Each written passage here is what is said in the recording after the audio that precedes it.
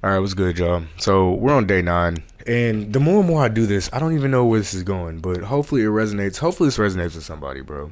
Because this whole series started with me just falling out of love with the process of making music. You know what I'm saying? Like I just felt like I've got to this point where my talent isn't equaling up to. I wouldn't even say that. I've just been jaded a little bit. I've been jaded a little bit, and it's made me not really like music as much as I liked it before, because I don't think what people understand is if this is something that you want to pursue as a career, it there's a lot more that goes into it than just sitting down and making a beat. Quite frankly, I think even just making music, if you was an artist or anything creative, I think the creative part is the easiest part. Once you get into the business and you have to meet deadlines and schedules and certain things like that, I think that's where it gets a bit different, because when we were, well, at least for me, when I was taught, um when I was getting into this space of like, oh, I want to make music and I want to do this, I wasn't told about all the other things that come with this.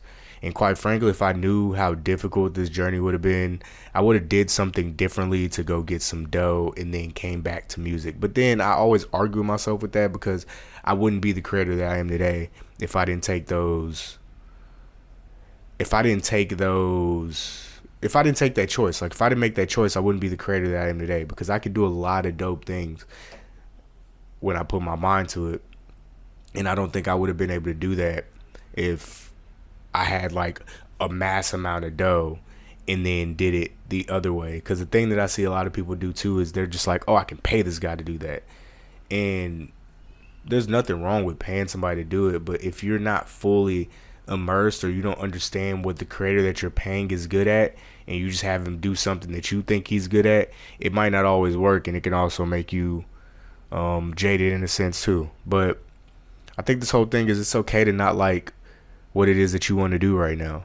It's okay to have a love and hate relationship, because me and music, bro, I do this every year around the same time. I always go through this period like, what am I doing? Am I really doing what it is that I want to do in music and certain things like that? And if I'm not, I fall back and I try to figure out what I can do better. But at the end of the day, it's okay to not be fully in love with music. You know what I'm saying? Or fully in love with your craft at this point in time. It's okay. You don't have to be in love with it, but you have to stay committed in doing it. It's like your parents. Like, you don't love your parents all the time, but you love your parents. You know what I mean? Like, you don't love your friends all the time, but you love your friends. But you get what I'm trying to say. You know what I'm saying? Like, if you love something, it's always going to be around, but you don't have to always like it. Maybe that's the word I should use. You don't have to always like it. So, even now, like, I haven't really been listening to much music. I haven't been following too much music. I've just kind of just got away from it, because I want to come back fully fresh when I do it, and I want to create whatever's in my head at the point in time, because I know I can create. I know for me, I know what I like already. So once you get into that mindset, it's honestly something that you could just tap in. It's like dribbling a basketball. You know what I'm saying?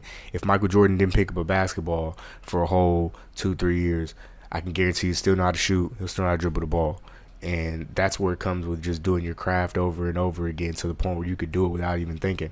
And I think honestly that's where the best music is made. Like, when you make your setup into a point where you don't have to think about decisions, you're just making them and everything's flowing. That's when you make your best music. And I just felt like I wasn't doing that at the time, because I just had a lot of other things going on. But I really think mentally it was just, I just needed a break, bro. I needed a break, because it's the intricacies of it. Like, you'll have, I mean, for me personally, and this could be somebody close to me, it couldn't be somebody close to me, but I've just seen people switch when they get the certain attention or the other things that are like substantials to music. You know what I'm saying? And it just made me step back and like really think, like, when I do get this, or when I do get whatever it is that I want, am I gonna fall into the vice of what it brings, or am I gonna stay committed and do the craft that got me all the things that I wanted to do? And I think like that. And then when I see people make those decisions, I take it like I made that decision, and I try to problem solve the best way to get out of that decision and to not make that decision when it comes up for me. But I think you got to learn from other people's mistakes too.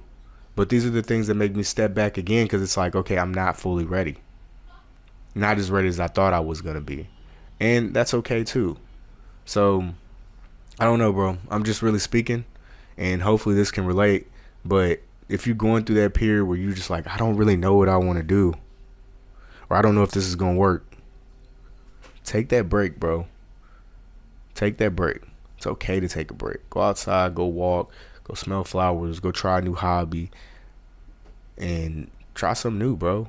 Take that break. There's nothing wrong with taking that break. There's nothing wrong with falling out right now because of how you're feeling and something that you got to take care of. There's nothing wrong with that. Take that break. Get what you got to get from it. And bounce back from it, because that's what I'm going to do at the end of the series. That's my plan. I'm just taking a little small break. But I also want to talk to all the creators that we don't have these conversations with, because we all go through it. We just don't really talk about it. So if you're not in love with what it is you're doing or whatever's going on, bro, it's perfectly okay. It's okay. Take that break. Get your mind back in order. And whenever you're ready, go for it again. I hope this helps. Love you guys.